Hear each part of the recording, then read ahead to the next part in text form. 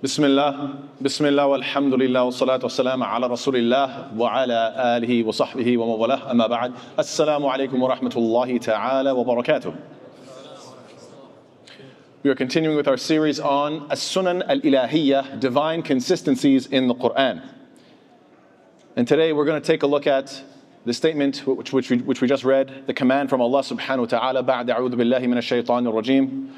وَتَعَاوَنُوا عَلَى الْبِرِّ وَالتَّقْوَى وَلَا تَعَاوَنُوا عَلَى الْإِثْمِ وَالْعُدْوَانِ. Allah Ta'ala commands us and says, cooperate in righteousness and piety, and do not cooperate in sin and aggression. This is describing which sunnah? Sunnatul takamul. Sunnatul takamul. What does that mean? It is the inevitability of mutual completion. Allah Ta'ala has designed us in such a way where we complete each other.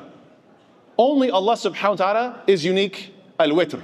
Only Allah subhanahu wa ta'ala is perfect and self-sufficient and doesn't need anybody else. He is ghaniyun hamid. Everything else in creation, as Allah Ta'ala says, is made in pairs. Allah Ta'ala says, Subhanalladhi khalaqa al-azwaja kullaha mimma tunbitu al-ardu wa min anfusihim wa mimma la ya'lamun. Exalted is He who created everything in pairs, what the earth grows from themselves, and whatever you don't know. Whether we're talking about plant life, animal life, human life, alien life, whatever you don't even know out there, subhanallah, anything that might be out there, all of it is made in pairs. The only difference is what? Not the creation, but the creator. Allah Ta'ala is unique and is not in any kind of pair. And this means that we complete one another. None of us is perfect on our own. We need one another. Allah Ta'ala created the daytime and the nighttime to fully complete each other, the male and the female, so that they can produce families. Allah Ta'ala created bosses that need workers and workers that need bosses. Why? So that together they can make a business. Doctors need the sick and the sick need doctors. Why? So that everybody can function together. House builders need families and families need house builders. We all depend upon one another. But all of this is only possible when we have good character, when we actually can use each other's skills, and when we are cooperating with one another with good intent. Otherwise, all of that breaks down. That's how we maximize our potential, using one another with good character instead of having conflict and tearing each other down. This can only be done if we avoid jealousy. You might have a certain skill set, somebody else might have something else. Instead of saying, I wish I had what they had, understand Allah Ta'ala made everybody unique. Everybody plays their own role. You can't be good at everything. You're not perfect. You're not Allah Ta'ala, who is perfect in every way. So don't be jealous. In fact, the Prophet ﷺ says, Inna Allah yu'ati dunya man yuhib wa man la yuhib, wa la yu'ati al-iman illa man ahab. That Allah subhanahu wa ta'ala gives this world, gives of this dunya to those who He loves and those who He hates, or doesn't love.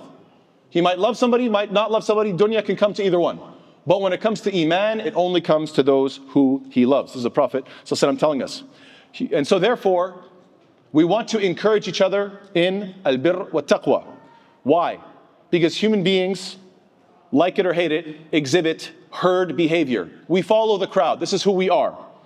So fortunately, it's easier to encourage good when everybody's doing it, and unfortunately, it's easier to justify evil when everybody is doing it. Both cases, we are affected by the crowd. So Allah Ta'ala says, help each other out in birr. Birr is what? Outer goodness, good deeds, external. What taqwa? The Prophet said, at-taqwa ha-huna, and pointed to his chest 3 times. That taqwa is in here. Implying what? Help each other out, call each other to good deeds externally. Let's pray together, let's fast together, let's give charity together, things that are obvious.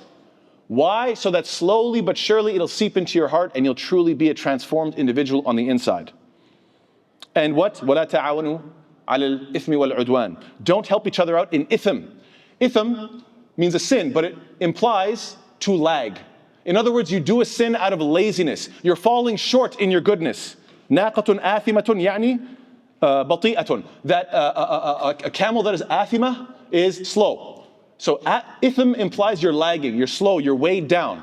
So sometimes what people do is they do sins just out of laziness. Oh, I forgot my prayers and I forgot to do this and I'm just being lazy and I fell short just out of pure laziness. What is the result of that? That's going to pile up. It's going to increase and it'll eventually erode relationships. That evil will increase and pile up until what? Until it starts to destroy the very fabric of our community. That's why the combination of وَلَا تَعَاوَنُوا عَلَى الْإِثْمِ وَالْعُدْوَانِ. The udwan is going to come after, which is what? The animosity between one another. We should remember that the Prophet ﷺ told us, يَدُ اللَّهِ مَعَ الْجَمَاعَةِ, that the hand of Allah is with the group. Nobody should go at it alone. This is why Ramadan brings us together. This is why the masjid brings us together. This is why our deen, we pray together. This is why so much is about unity. SubhanAllah, we just finished Surah An-Nisa. The whole surah, inshallah one day I'll do a khutbah on it maybe. The whole surah is about unity. And you could go through every topic and see how it's talking about unifying the believers. It's really quite beautiful and amazing. Even mathematically, we all know 1 + 1 = 2. And yet, subhanAllah, Allah subhanahu wa ta'ala has made something so special and given a divine gift to cooperation, in which if you have one person and another person working by themselves, they can only get so much done. But the moment they work together, now they get more than what two people can do, separated. So, because of that, even though 1 + 1 = 2 mathematically, when it comes to socially, subhanAllah, 1 + 1 is more than 2. It's amazing. You get two people working together, they can get more done than two people working separately. I hope everybody understands. It's a very powerful thing. Allah Ta'ala has gifted us with this idea of the jama'ah. When we come together, we can do more than what we could do separately. So I'm going to finish, inshallah, with a beautiful two points. One, there's a beautiful quote from Muhammad Ali, the famous boxer. He said, "Service to others is the rent you pay for your room here on earth." Beautiful quote. Service to others is the rent you pay for your room here on earth. We have to be decent to one another. We have to be good to one another. We have to be cooperating in goodness, encouraging each other as much as we can. And subhanAllah, it has been quite heartbreaking to hear how many people have been reaching out to me, letting me know about other cooperation that is not functioning well, which is elders versus youth. These are two groups that need to work together. I've had people reach out to me saying, in the masjid, the youth are being rude and harsh and disrespectful towards their parents. And then I've had other parents reaching out to me saying, there are elders who unnecessarily are being very harsh towards the youth and they don't know what they did wrong. Okay, I'm not here to take anybody's side because I don't know about the details of every particular issue and instance. Sometimes people are having a bad day, whatever the case is. I don't know, Allah knows. But what I'm saying is this, ta'awanu, let's work together. Let's complete each other. Let's recognize that we have this sunnah of takamul, that the youth need the elders. They need to look up to them and take from their wisdom. And the elders need the energy of the youth. They need to make sure that they're going to go on into the future. So these are two groups that need one another. And so it's extremely important when you come to the masjid, please understand that your words have weight. Young people, please listen to me. Show respect to your elders. Have some respect for your elders. Why? Because if you don't, then it's going to build and build and build, and eventually they won't care if you're the nice one or the annoying one. They're just going to start lashing out at whoever. And same thing vice versa. Adults, if you're constantly harsh to these youth, they're going to say, look, I tried to be respectful, but it doesn't make a difference. If I'm nice or if I'm bad, it doesn't make a difference, so I'm going to be harsh either way. They are always blaming me and acting like I'm guilty until proven innocent, so khalas. I might as well just accept the role that I'm given. So we can't continue this. Remember this. Final thing I'll say, inshallah. One of the greatest miracle that we have is the Quran, which goes to show what? Words have weight. Words have weight. Allah Ta'ala decided to give a miracle to us in the form of what? Words.